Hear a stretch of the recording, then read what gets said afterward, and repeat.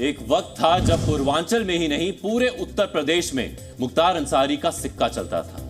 एक वक्त था जब राजनीति में मुख्तार अंसारी की तूती बोलती थी। पूर्वांचल का कोई भी ऐसा सरकारी ठेका नहीं था जो उसकी मंजूरी के बगैर किसी और को मिल जाए। एक वक्त था जब प्रत्याशियों की टिकट भी मुख्तार अंसारी की मर्जी से तय होते थे। वो कई सीटों पर ना सिर्फ उम्मीदवार तय करता था बल्कि चुनाव हराने और जिताने में भी अहम भूमिका निभाता था।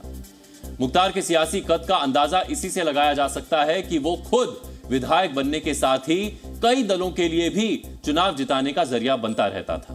मुख्तार अंसारी वक्त और सियासी हवा का रुख भांपकर दल बदल लेता था।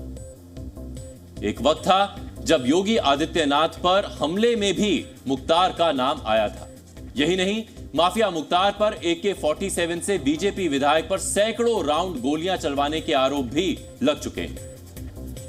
लेकिन वक्त हमेशा एक जैसा कहां रहता है। सियासी हवा बदली और उत्तर प्रदेश में योगी आदित्यनाथ की सरकार आ गई और यहीं से माफिया डॉन मुख्तार अंसारी का बुरा वक्त शुरू हो गया।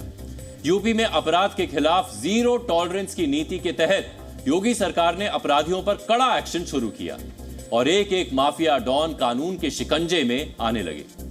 किसी जमाने में जो बाहुबली हुआ करते थे वो योगी राज में या तो भीगी बिल्ली बन गए या ढेर कर दिए गए और जो बचे वो डर के मारे दुनिया छोड़ गए। मुख्तार अंसारी भले ही 2005 से जेल में रहा हो, लेकिन उसका रुतबा और दबदबा कभी कम नहीं हुआ। जेल में रहकर भी वो अपने अवैध साम्राज्य को चलाता रहा और 3 बार विधायक भी बना। मुख्तार अंसारी इतना शातिर था कि मौत को भी 1 या 2 बार नहीं 16 बार धोखा देने में सफल हुआ। मुख्तार को खुली गाड़ी में घूमने का शौक था। एक वक्त था जब 786 नंबर वाली खुली जीप पर सवार मुख्तार जिस सड़क से गुजरता था लोग रास्ता बदल लेते थे। माफिया के काफिले में ड्राइवर भी ऐसे होते थे जो दूर से ही दुश्मन को पहचान लेते थे। मुख्तार अंसारी जुर्म का ऐसा चेहरा था जो राजनीतिक चोला पहनकर कानून की आंखों में कई सालों तक धूल झोंकता रहा।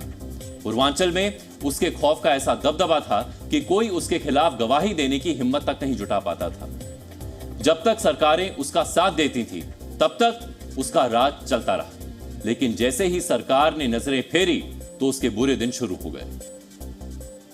वर्ष 2017 में यूपी में योगी सरकार आने के बाद यूपी की जेलों में उसका रुतबा कम होने लगा था, जिसके बाद उसकी कई संपत्तियों पर बुलडोजर चले और मुख्तार के मुकदमों की सुनवाई फास्ट ट्रैक कोर्ट में शुरू हो गई। 6 अप्रैल 2021 को मुख्तार अंसारी को रोपड़ जेल से कड़ी सुरक्षा में बांदा लाया गया।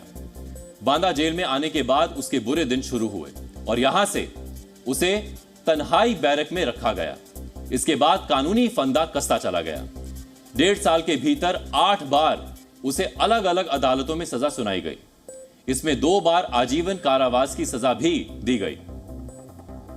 आदमी कितना भी बड़ा हो, कितना भी शक्तिशाली हो, लेकिन जब मौत का डर सताता है तो ना पावर काम में आती है और ना पैसा। मुख्तार के साथ भी ऐसा ही हुआ। उसके पास पावर थी, पैसा था, रुतबा था।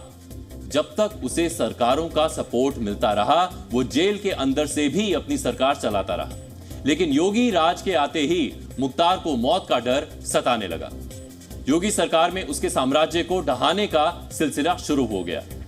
पिछले 6 वर्षों में मुख्तार गैंग की 573 करोड़ की संपत्ति जब्त की गई।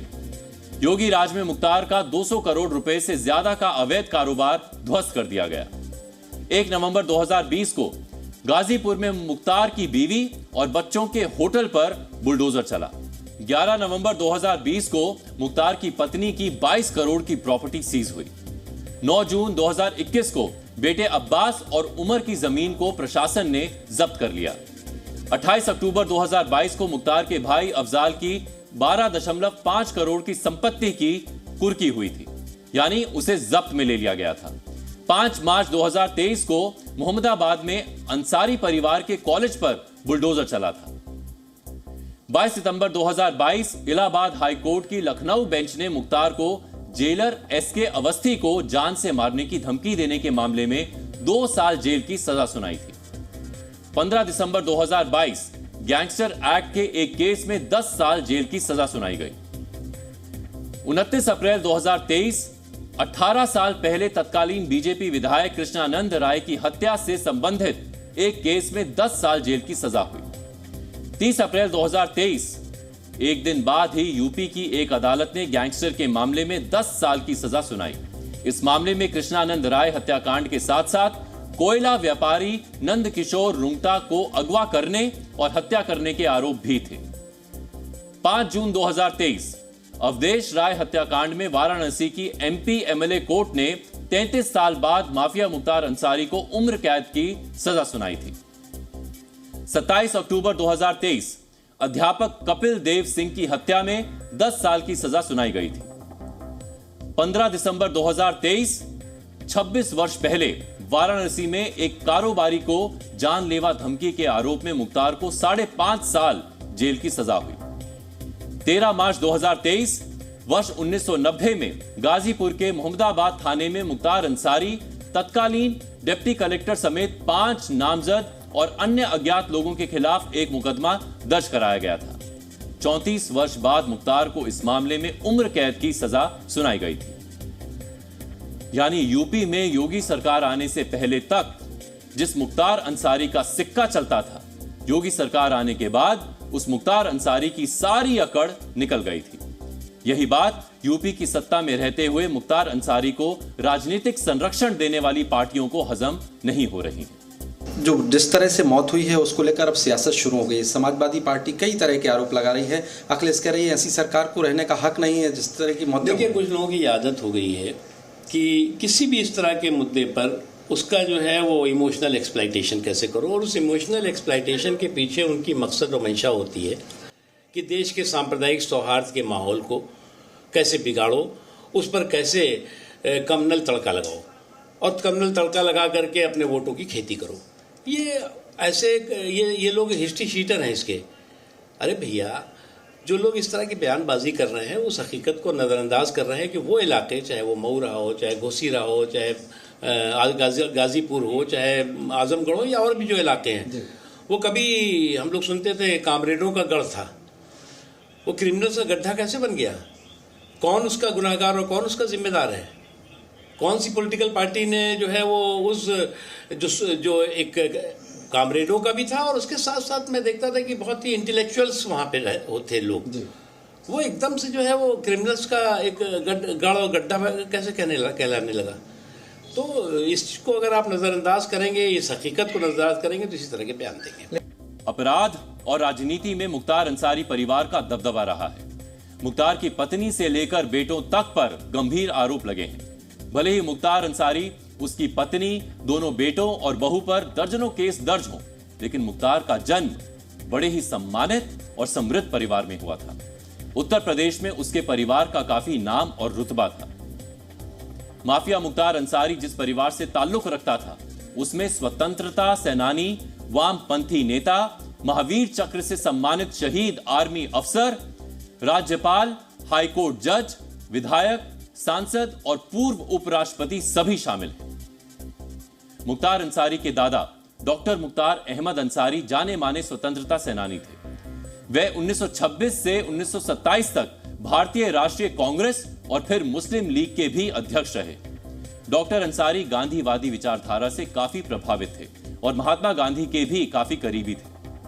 डॉक्टर मुख्तार अहमद अंसारी के बेटे सुभानुल्लाह अंसारी देश के बड़े वामपंथी नेता थे। सुभानुल्लाह ने बेगम राबिया के साथ शादी की और उनके 3 बेटे हुए, सिबकतुल्लाह अंसारी, अफजाल अंसारी और मुख्तार अंसारी। इन तीनों का ही पूर्वांचल की राजनीति में खास दबदबा रहा है। मुख्तार अंसारी के बड़े भाई सिबकतुल्लाह 2 बार विधायक रह चुके हैं, एक बार समाजवादी पार्टी के टिकट पर और एक बार कौमी एकता दल के टिकट पर। सिबकतुल्लाह ने मोहम्मदाबाद विधानसभा सीट से चुनाव जीता था। सिबकतुल्लाह का बेटा सुहेब उर्फ मन्नू अंसारी समाजवादी पार्टी से मोहम्मदाबाद के विधायक हैं। मुख्तार अंसारी के दूसरे भाई अफजाल भी 5 बार विधायक और 2 बार सांसद रह चुके हैं। अफजाल ने पहली बार वर्ष 1985 में कम्युनिस्ट पार्टी ऑफ इंडिया के टिकट पर मोहम्मदाबाद से विधानसभा चुनाव जीता। इसके बाद वर्ष 1989, 1991, 1993 और 96 में लगातार मोहम्मदाबाद सीट से विधायक चुने गए। वर्ष 2004 के लोकसभा चुनाव में अफजाल अंसारी सपा से पहली बार सांसद बने। हालांकि वर्ष 2009-2014 के लोकसभा चुनाव में उन्हें हार का सामना करना पड़ा, लेकिन 2019 के लोकसभा चुनाव में अफजाल अंसारी ने बसपा के टिकट पर चुनाव जीता और सांसद बने। 2024 के लोकसभा चुनाव में भी सपा ने उन्हें गाजीपुर सीट से अपना प्रत्याशी घोषित किया है। मुख्तार अंसारी के नाना ब्रिगेडियर उस्मान आर्मी में थे। जब भारत आजाद हुआ उस समय इंडियन आर्मी में सिर्फ 18 ब्रिगेडियर्स थे और उस्मान का नाम भी उनमें शामिल था। कहा जाता है कि मोहम्मद अली जिन्ना ने खुद ब्रिगेडियर उस्मान को पाकिस्तान आर्मी ज्वाइन करने के लिए कहा था और उन्हें जल्द ही पाकिस्तान आर्मी का चीफ ऑफ आर्मी स्टाफ नियुक्त करने का वायदा भी किया था। लेकिन इन सब के बावजूद ब्रिगेडियर उस्मान ने इंडियन आर्मी को ही चुना। ब्रिगेडियर उस्मान ने 1947 की भारत पाकिस्तान युद्ध में भारत को नवशेरा में शानदार विजय दिलाई थी। वो इस युद्ध में लड़ते हुए शहीद हो गए थे और उनकी शहादत के बाद ही उन्हें महावीर चक्र से सम्मानित किया गया था। अपनी बहादुरी के लिए ब्रिगेडियर उस्मान को लायन ऑफ नौशेरा के नाम से भी याद किया जाता है। मुख्तार अंसारी के दूर के रिश्तेदारों की बात करें तो उड़ीसा के पूर्व राज्यपाल डॉक्टर शौकत उल्ला शाह अंसारी और भारत के पूर्व उपराष्ट्रपति हामिद अंसारी भी उनके दूर के रिश्तेदार हैं। वर्ष 2021 में जब मुख्तार अंसारी ने खुद को पंजाब जेल से उत्तर प्रदेश की जेल में शिफ्ट करने का विरोध किया, तब सुप्रीम कोर्ट में एक एफिडेविट देकर कहा था कि मैं ऐसे परिवार का हिस्सा हूं जिसने देश की स्वतंत्रता आंदोलन में बड़ा योगदान दिया था। देश के पूर्व उपराष्ट्रपति हामिद अंसारी मेरे परिवार से हैं। उड़ीसा के गवर्नर रहे शौकतुल्ला अंसारी, जस्टिस आसिफ अंसारी भी परिवार के ही सदस्य हैं। मेरे अपने पिता सुभानुल्लाह अंसारी भी आंदोलनकारी और सामाजिक कार्यकर्ता रहे। मुझे उत्तर प्रदेश की मौजूदा सरकार से एनकाउंटर का खतरा है, इसीलिए मुझे उत्तर प्रदेश ना भेजा जाए। मुख्तार अंसारी के बेटे का भी राजनीति और अपराध से गहरा रिश्ता रहा है। बड़ा बेटा अब्बास अंसारी 2022 के विधानसभा चुनाव में सुहेल देव भारतीय समाज पार्टी के टिकट पर मऊ सीट से विधायक चुना गया। हालांकि मनी लॉन्ड्रिंग और गैंगस्टर एक्ट के मामले में अब्बास अभी जेल में बंद है।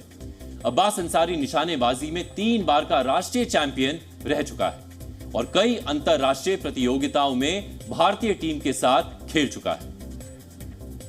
इसमें कोई शक नहीं कि मुख्तार एक प्रतिष्ठित परिवार से ताल्लुक रखता है, लेकिन बावजूद इसके उसने अपराध का रास्ता चुना। नतीजा यह हुआ कि इतने साल जेल में रहने के बाद उसकी इस तरह मौत हो गई।